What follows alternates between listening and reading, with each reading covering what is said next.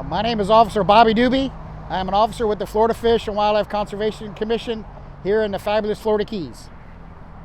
Yeah. And what can you tell us about seagrass? Why is seagrass important? Wow, seagrass is very important, especially here in Monroe County and throughout the state of Florida.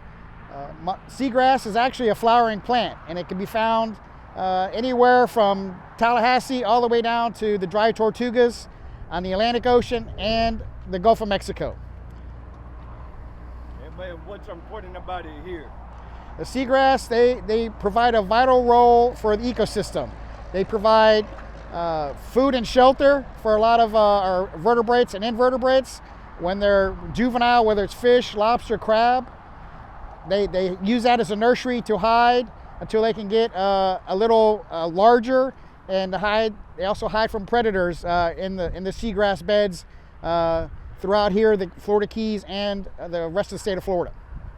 So it's a very important ecosystem, it would seem. Of course. Not only does it provide a safe haven ecosystem for all juvenile fish, crabs, and vertebrates, a lot of people don't realize, but the seagrass also provides water quality. It filters the water and sediments that come from the shore, runoff that might come from rainwater or some storms.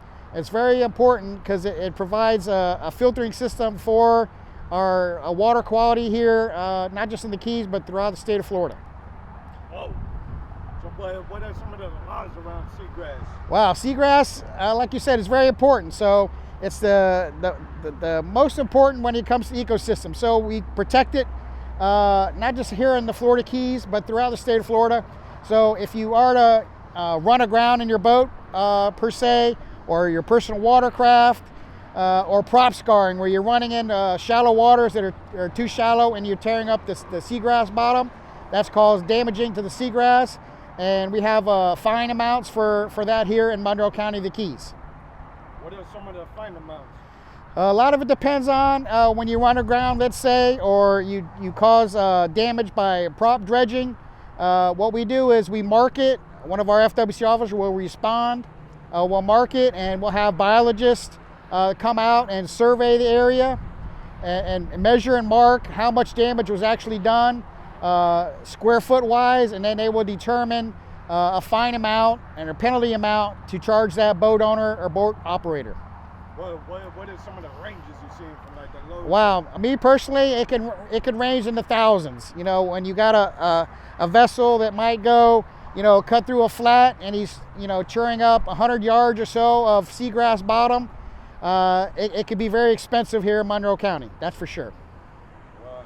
Also, it might be in one of our state parks, Penny Camp, John Penny Camp, which is the largest water state park in the state of Florida. We have a lot of federal waters here, but most importantly, the state parks, can be very shallow, so we have a lot of vessels that run aground, do some prop scarring here in the Keys especially, and officers, like I said, will mark the area and call in a biologist to measure and mark, and they determine the fine amount when it goes to court. Yeah, when you speak to about the actual physical geography of the environment, like the flats being like around here, and what your boat is going to be aware of? Well, the best thing to do is familiarize yourself with the area. GPSs are a great tool to have on a boat, especially if you don't know the area. Here in the surrounding waters of the Florida Keys, it can be very shallow at times. So you got to know where you're running. And it depends on the depth that your boat can run in. So we don't want to cause any more damage to the seagrass bottom that has already occurred over the 30 years plus that I've been here in the Keys.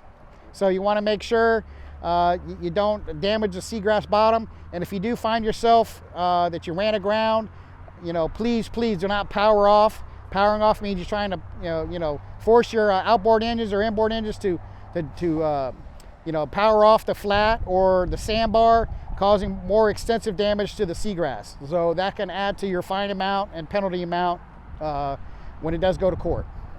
Well, but what's it like for anglers out here? Why would anybody want to be on the flats anyways? Well, a lot of people, like to fish and dive down here, and you can catch, lobster, fish in very shallow waters. And like I said earlier, you know, the Keys, the surrounding waters can get very shallow very fast. So you really got to know where you're going. GPS is, you know, very important to have. A good pair of polarized sunglasses also helps you from possibly running aground here in the Keys. We have 3 types of seagrass here in the Keys. We have manatee grass, turtle grass, and shoal grass. And you know, our manatees and green turtles actually will feed on the grass. So it's very important for those animals to have you know, a safe environment to be down here in the Keys. What are some of the big fish that are out here sporting around? Wow, we have everything down here, from the littlest tropical fish to we have great whites that are tagged that will pass through our waters here offshore in the Florida Keys.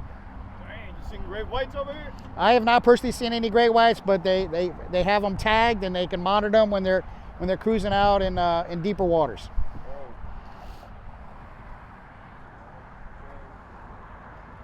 How much seagrass is there for y'all to patrol? What's the patrol rate? Well, I had to look that one up.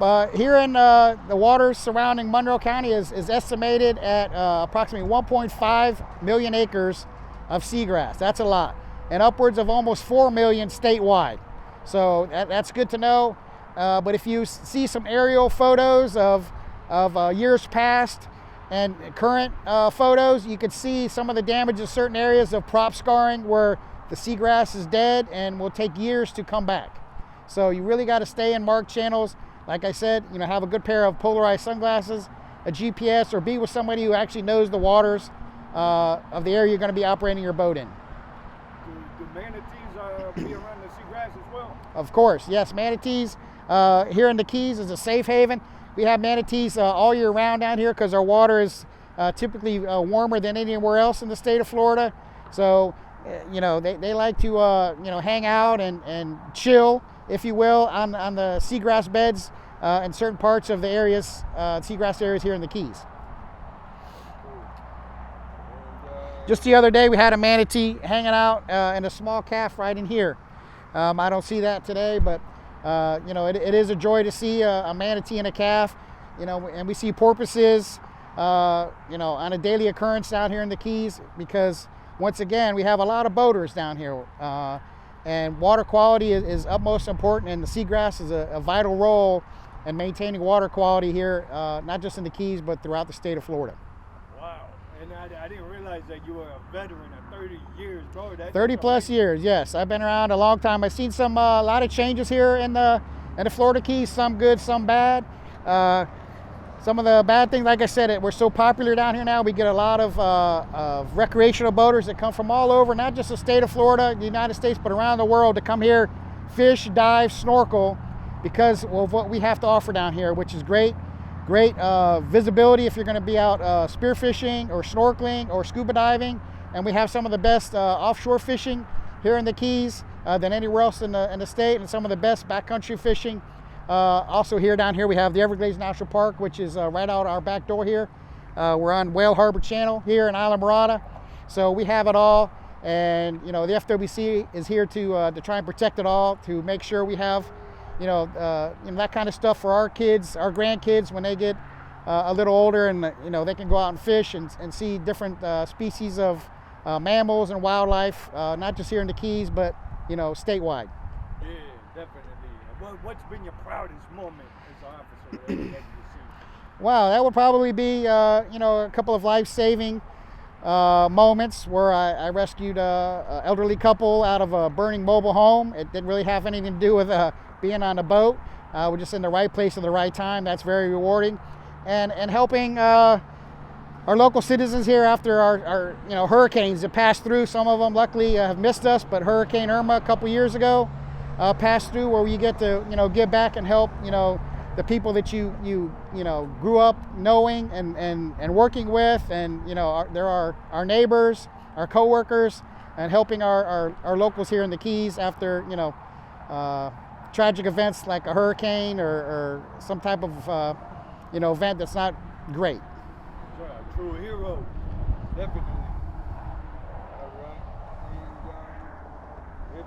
And how do people find out about about the FWC themselves? Why some people might not even know about it. Yes, it's pretty easy. You can go on the internet to myfwc.com and get on internet. It has a wealth of knowledge about our agency. We have approximately almost 900 officers statewide, going from the dry Tortugas off Key West all the way to the Panhandle. But we're always looking for a few good men and women to come and do conservation law enforcement. You can be stationed here in the Florida Keys or anywhere else in the state, but we're always looking for a few good men and women. So that's what it's called, conservation law enforcement. Yes. That's really cool. Yes. Yeah. And we also have the most power, authority, and jurisdiction than any police officer in the state of Florida. We can write traffic tickets, but our core missions is to be on the water or out in the woods, protecting fish and wildlife. But we have full authority and powers to make physical arrests, whatever it may be. So whether you're in a state park, federal park, offshore, 200 miles offshore, we have the power, authority, and jurisdiction to be out there also. Well, we've been in international waters? Yes. Short of being in Cuban waters, the FWC and its officers have the power, authority, and jurisdiction to write citations or make arrests. Whoa. A lot of people don't know that. I had no idea. So when you pass one of our officers on the highway at a high rate of speed, chances are you could get pulled over. Yeah, you better know that. Yes. Yeah, for sure. And what's the most important thing to remember when you're in the seagrass environment? Well, to know where you're going, most importantly. So you're not causing any harm to the seagrass bottom or maybe even the coral. We have coral just not even a mile offshore down here. So really know where you're going, because you don't want to find yourself in a situation where you're aground and the towboat has to come and pull you off, and then the FWC has to show up and possibly write you a citation, and then later on get some fees and penalties for running aground and damaging the seagrass bottom. Hey, for people that might want to come check it out and explore it, are you allowed to walk on the seagrass or what? No, that definitely causes damage. So you definitely want to stay off the seagrass. You don't want to anchor in the seagrass. If you're offshore, you want to find a nice sandy bottom. An easy way to do that is look for a white spot on the ground floor and drop your anchor there. So you don't want to anchor in the seagrass or coral habitat, because that will definitely cause some severe damage if you do that. Like, for instance, if you want to pull the anchor up when you guys are done, you're going to pull up a hunk of seagrass substrate, and that seagrass will end up dying. So you don't want to do that. What if you just come in like swimming off the side of the road while I'm going and filming and stuff? Right. If I just want to go to one of the parking spots and jump in the water, am I allowed to do that? If you look, there's probably a little trail that's already been worked through there. So try to look through a trail and maybe swim above the float above the seagrass, because it is a living, breathing thing, just like coral.